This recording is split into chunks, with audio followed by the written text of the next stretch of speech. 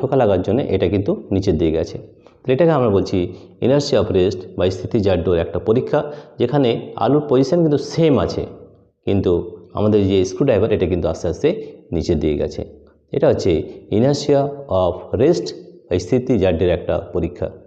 প্রিয় শিক্ষার্থী বন্ধুরা, তোমাদের যদি এই ভিডিওটি ভালো লেগে থাকে তাহলে প্লিজ সাবস্ক্রাইব, লাইক ও শেয়ার করবে এবং পাশে থাকা নোটিফিকেশান বেল অন করে রাখবে, যাতে আমাদের আপলোডেড ভিডিও সব থেকে প্রথমে তোমাদের কাছে পৌঁছে যায়।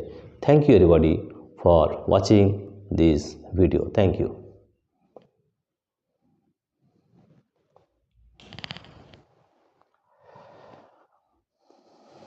তাহলে আমাদের এই নিউটনের সূত্রে আমাদের এই জাড্যের ধর্মে পাওয়া যায়।